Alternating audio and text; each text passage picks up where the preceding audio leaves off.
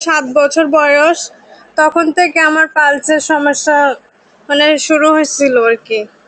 আচ্ছা, আচ্ছা। তখন থেকে প্রচুর ব্লাড যেত, টাটকা ব্লাড যেত আরকি। আপনার এখন ব্লাড যায় না, কিন্তু মাঝে মাঝে মানে বাথরুমের রাস্তাটা ব্যথা করে, আর হচ্ছে যে রাস্তাটা ফুলে যায় আরকি, আঙুরের মতো হয়ে যায়। আচ্ছা, এই সমস্যাটা আপনার কতদিন থেকে শুরু হয়েছে? মানে পাইলস, ঠিক না? পাইলসের সমস্যা। অর্শ বা গ্যাজ যেটা। হ্যাঁ ভাইয়া, ভাই ওই যে বললাম, আমার যখন 7 বছর, ৭ বছর। তখন থেকে একটু একটু করে ধরা পড়ে আরকি।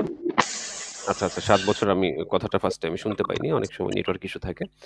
হ্যাঁ ওই সময় ভাইয়া। থেকে আপনার ছিল। ওই সময় থেকে ছিল। এটা আস্তে, আস্তে মানে ডেভেলপ করেছে।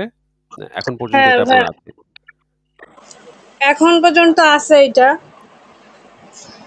আচ্ছা, কোন ধরনের কি ট্রিটমেন্ট কোন নিয়েছেন? না ভাই, এখনো কোনো ট্রিটমেন্ট নেওয়া হয়নি। আচ্ছা, এগুলো তো আসলে পাইলসের যে ব্যাপারটা সেটা হচ্ছে কি মানে আমাদের যে মল দ্বারের হচ্ছে যেই জায়গাগুলো আছে মানে এগুলো মানে খুবই সফট, খুবই নরম। তো আপনার জি। মানে আ স্টুল বা পায়খানা যদি দীর্ঘ সময় শক্ত থাকে মানে কনস্টিপেশন বা কোষ্ঠকাঠিন্য যদি থাকে আরকি বাংলাতে যেটা বলে কোষ্ঠকাঠিন্য। জি ভাইয়া, পায়খানা যদি বুঝতে পারছি। দীর্ঘ সময় যদি আপনার শক্ত থাকে, এটার যদি জি আপনি চিকিৎসা যদি না করেন, তো সেই ক্ষেত্রে কিন্তু আপনার পাইলসটা আ মানে হতে থাকে আরকি। এটা বড় হতে থাকে। হ্যাঁ? জি ভাইয়া। তো এখন আ আ আপনি কোন ধরনের চিকিৎসাই করেননি? এখন পর্যন্ত না? না, করিনি, এখনো পর্যন্ত করিনি কোনো চিকিৎসা ভাইয়া।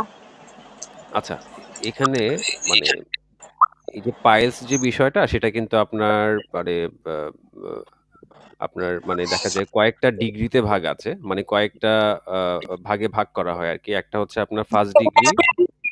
দেখি ভাইয়া, জি, জি।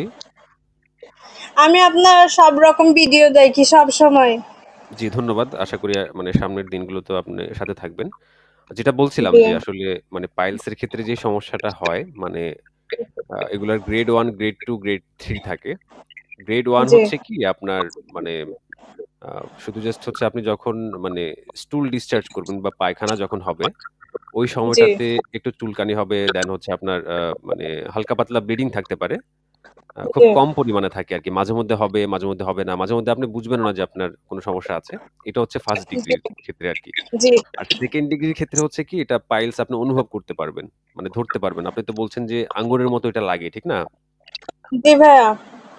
তো সেই ক্ষেত্রে এটা আমার মনে হচ্ছে সেকেন্ড ডিগ্রি। মানে এটা আপনার পায়খানা করার সময় সেকেন্ড ডিগ্রি যে ব্যাপারটা সেটা হচ্ছে মানে পায়খানার সময় এটা আপনার আ আ বের হবে। পায়খানা করার সময় আছে। বের হবে। দেন হচ্ছে ব্যথা করবে, হ্যাঁ জ্বর থাকবে। হ্যাঁ। দেন হচ্ছে আপনার চুলকানিও থাকতে পারে।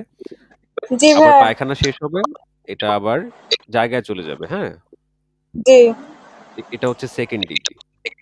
আর জি ভাইয়া। থার্ড ডিগ্রিটা হচ্ছে আপনার যে ক্ষেত্রে আপনি মানে এই যে পায়খানা আ বা করা অবস্থায় এটা বের হবে যে আর হচ্ছে আর ভেতরের দিকে যাবে না। বুঝতে পারছেন? জি এটা ভাইয়া। মানে এই সেকেন্ড ডিগ্রি আর থার্ড ডিগ্রির ক্ষেত্রে কিন্তু সার্জিক্যাল ট্রিটমেন্ট। সার্জারি তো বুঝেন? অপারেশন। জি জি জি বুঝি। তো এখন জি ভাইয়া। আপনারটা সেকেন্ড স্টেজে আছে। মানে ওই সেকেন্ড ডিগ্রিতে আছে। বুঝতে পেরেছেন আমার কথা? ফার্স্ট ডিগ্রিতে হলে আপনার এটা আপনি হাতে মানে পেতেন না। হাতে অনুভব করতে পারতেন না। খুব কম পরিমাণে থাকতো এরকম হয়তোবা শলার জি মতো এরকম কিছু একটা থাকতো। বাট এখানে যেহেতু আঙ্গুরের মতো জি মোটামুটি কিন্তু বড় হয়ে গেছে, ঠিক না? জি ভাইয়া। তো এটার জন্য আপনি কোনো মানে সার্জারি কোনো চিকিৎসক দেখাতে পারেন। এমনও হতে পারে যে এটা ফার্স্ট ডিগ্রি থেকে ডেভেলপ করে মাত্র আপনার সেকেন্ড ডিগ্রিতে পৌঁছাইছে।